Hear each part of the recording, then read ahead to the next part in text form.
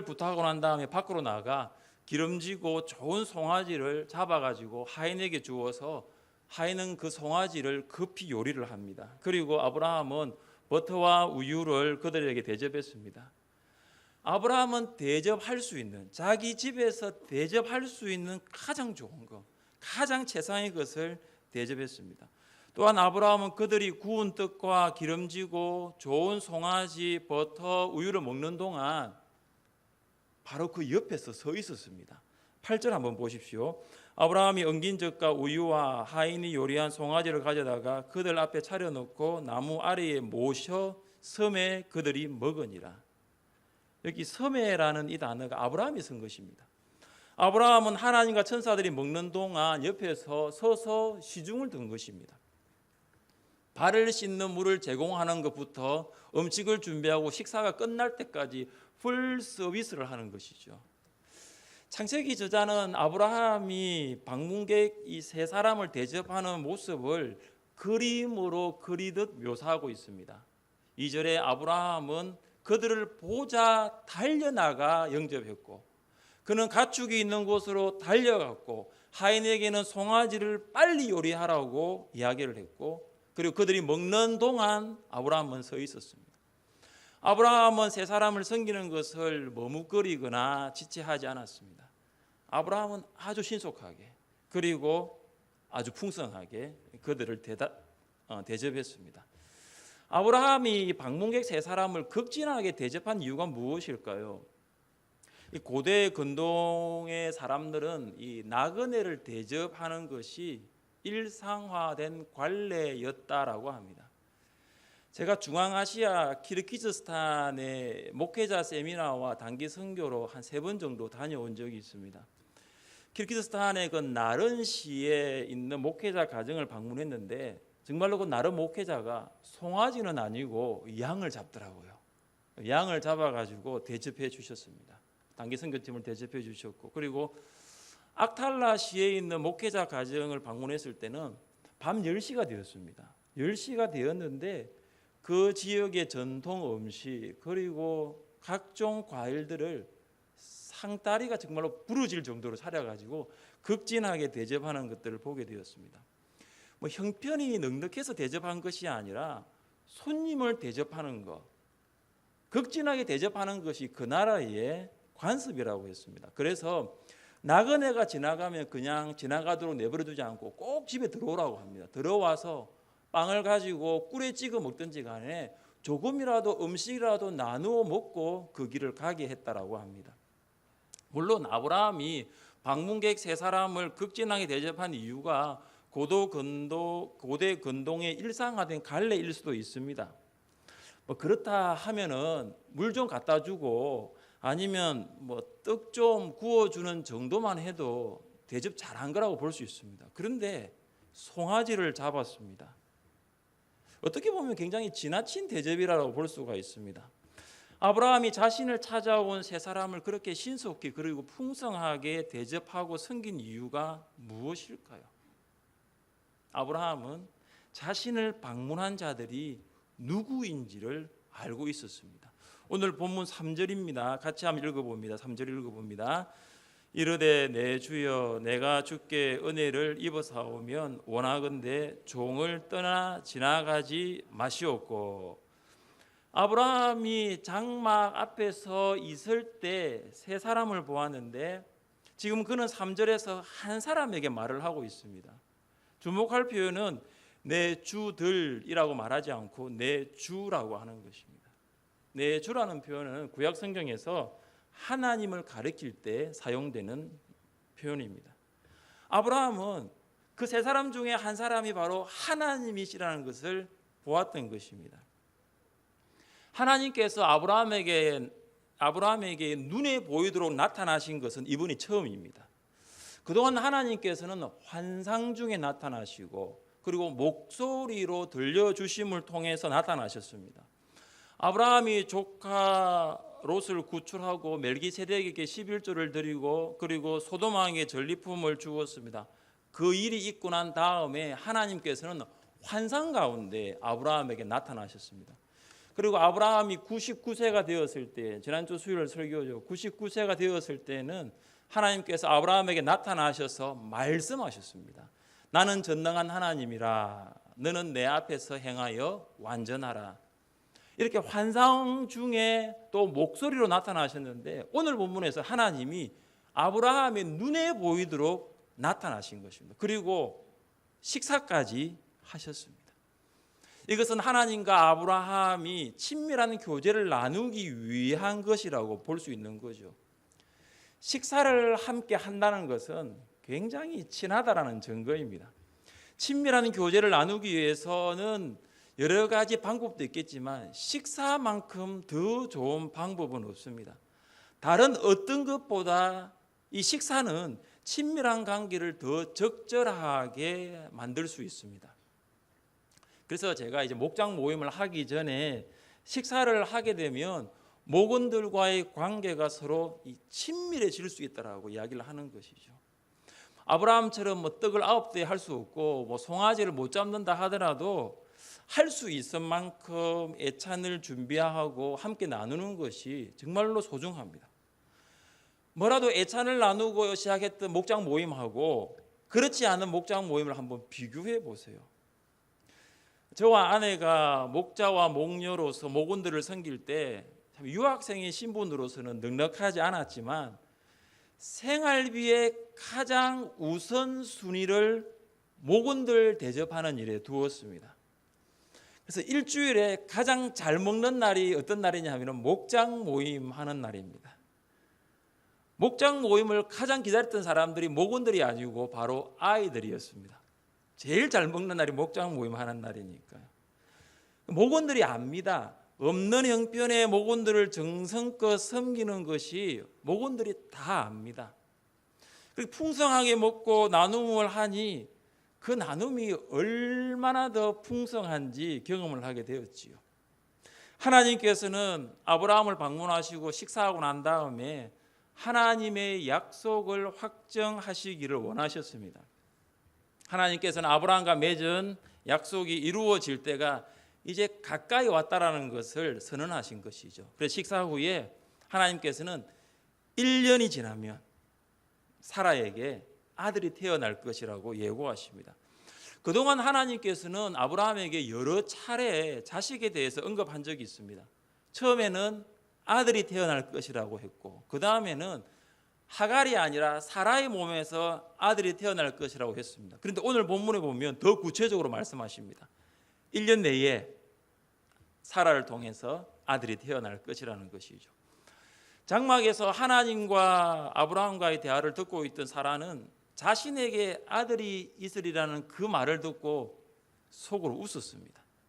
사라는 하나님의 말씀이 그대로 실현되는 것을 도무지 믿을 수가 없었기 때문입니다. 저자는 왜 사라가 이러한 반응을 보일 수밖에 없었는가를 본문 11절에서 설명하고 있습니다. 함께 11절을 읽습니다. 11절입니다. 아브라함과 사라는 나이가 많아 늙었고 사라에게는 여성의 생리가 끊어졌느니라. 아브라함은 매우 늙었다라고 이야기하고 있고 사라는 폐경이 지난 지 이미 오래되었다라고 합니다. 99세 할아버지와 89세 할머니가 아기를 갖는다는 것은 신체적으로 불가능한 일입니다. 어떻게 보면 사라가 웃었던 거 참 인간적으로 보면 충분히 이해가 갑니다. 매우 당연한 반응입니다. 둘 다 늙었는데 어떻게 아기를 낳을 수가 있습니까? 그리고 시간이 24년이 흘렀습니다. 사라는 아브라함이 하나님의 약속을 따라 가나안에 들어온 후에 24년이 지나도록 그 약속이 이루어지지 않았다는 것을 잘 알고 있었습니다. 그런데 1년을 기다린다고 아들이 태어난다는 것은 별 가능성이 없었습니다. 24년을 기다렸는데도 아들이 없는데 1년 기다린다고 어떻게 아들이 태어나겠습니까? 아브라함이 75세에 하나님의 부르심을 받았을 때는 사라는 65세였습니다. 10살 차이니까요. 그때는 가능했잖아요. 그래도 75세, 65세니까. 이제는 99세고 89세잖아요. 그래서 사라는 보면 지금은 아니라는 거예요. 이제는 어떠한 가능성도 나에게는 없다. 포기해 버립니다. 하나님께서는 아브라함과 사라가 가지고 있었던 그 조그마한 그 가능성마저도 완전히 내려놓기를 기다리고 계셨던 것 같습니다. 창세기 저자는 아브라함과 사라가 그들의 힘으로 아들을 낳을 수 있는 가능성이 전혀 없다라는 것을 계속적으로 반복적으로 표현하고 있습니다. 11절 보시면 나이가 많아 늙었고, 12절에도 사라가 속으로 웃고 이르기를 내가 노쇠하였고 내 주인도 늙었으니, 13절에는 내가 늙었거늘 어떻게 아들을 낳으리요. 11절, 12절, 13절에 보시면 아브라함과 사라가 나이가 많았다는 거예요. 이미 늙었다는 것을 이야기하고 있습니다. 아들을 낳을 가능성이 전혀 없다는 것이죠. 그래서 포기할 수밖에 없는 것입니다. 사랑하는 성도 여러분, 아브라함과 사라가 완전히 포기하는 그 순간, 모든 것을 포기하는 그 순간 하나님께서 일하시기 시작하셨습니다. 인간의 제로점이 하나님의 출발점이라는 말이 있습니다. 아직까지 우리가 할 수 있다라고 생각할 때는 하나님께서는 일하시지 않으시지만, 우리가 아무것도 할 수 없다라고, 내가 할 수 있는 것은 아무것도 없다라고 고백할 때는 하나님께서 일하시기 시작하십니다. 하나님께서는 비웃고 있는 사라를 보시고 아브라함에게 이 말씀을 하십니다. 우리 14절 말씀을 같이 한번 읽어봅니다. 14절입니다. 여호와께서 능하지 못한 일이 있겠느냐. 기한이 이를 때에 내가 네게로 돌아오리니 사라에게 아들이 있으리라. 하나님께서는 다시금 자신을 전능하신 하나님으로 계시하고 계십니다. 하나님께서는 전능하십니다. 하나님의 능력에는 한계가 없습니다. 하나님께서는 불가능한 일이 없으십니다. 사라가 아무리 속으로 비웃고 있어도 하나님께서는 하시기로 작정하신 일은 반드시 하십니다. 믿음이 무엇일까요? 저는 요즘 믿음에 대해서 참 묵상을 많이 하고 있는데, 믿음은 할 수 없는 우리를 바라보는 것이 아니라 우리의 한계를 뛰어넘어 일하시는 전능하신 하나님을 기대하는 것인 줄 믿습니다. 참 어려워요. 이게 정말 어렵습니다. 또한 믿음은 연약한 우리를 바라보는 것이 아니라 전능하신 하나님을 바라보는 것입니다. 믿음은 연약한 우리를 보며 실망하더라도, 절망하더라도 약속하신 것을 이루실 하나님을 신뢰하는 것인 줄 믿습니다. 우리가 믿고 고백하는 하나님은 어떤 하나님입니까? 우리가 믿고 고백하는 하나님은 아무것도 없는 무에서 유를 만드신 하나님이십니다. 하나님께서 천지를 창조하시기 전 세상은 혼돈하였고 공허하였습니다. 그러나 하나님께서는 말씀으로 아무것도 없는 무에서 유로 만물을 창조하셨습니다. 여러분 생각해 보세요. 무에서 만물을 창조하신 하나님께서 아들을 낳을 수 없는 사라에게서 아들을 낳게 하는 일이 어려운 일일까요? 사람의 편에서는 늙었고 아이를 낳을 수 없지만 어려운 일이지만 하나님 편에서도 어려운 일일까요? 사라뿐만 아니라 정말로 믿을 수 없는 어려운 일들이 말씀 가운데 우리에게 다가오고 하나님이 또 말씀하실 때에 우리의 반응도 사라와 별반 다르지 않습니다. 그냥 피식 웃고 넘겨버립니다. 그런 일 일어나지 않을 거라는 것이죠. 그런 일 일어나면 말이 안 된다는 것이죠. 그러나 전능하신 하나님은 우리가 웃어 넘길 수 있는 분이 아니에요. 전능하신 하나님은 하시기로 하신 일은 반드시 이루시는 분이신 줄 믿으시기를 바랍니다. 이런 이야기가 있습니다. 하나님께서 높은 다이빙 아시죠? 다이빙하는 그 다이빙대로 한 성도를 데리고 올라가셨습니다. 꼭대기에 이 성도를 세우고 이 성도에게 묻습니다. 너는 나를 전능한 하나님으로 믿느냐? 너는 내가 너의 주인임을 믿느냐? 그러니까 이 성도님이 아멘이라고 하는 거죠.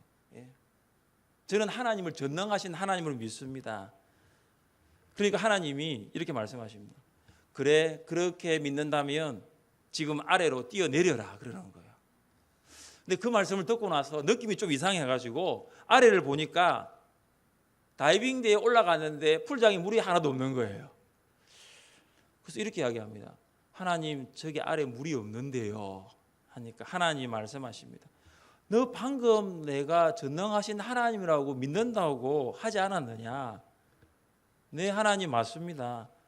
그러면 뛰어내려라. 내가 뛰어내리면 내가 물을 채워주겠다라는 거예요.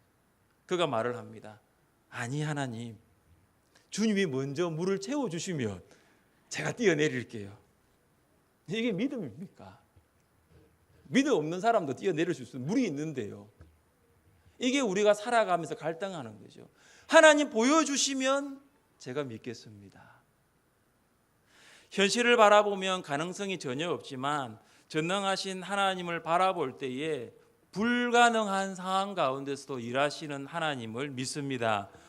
우리의 시선이 불가능한 현실이 아닌 현실을 넘어 불가능을 가능으로 바꾸시는 전능하신 하나님을 바라볼 수 있기를 바랍니다.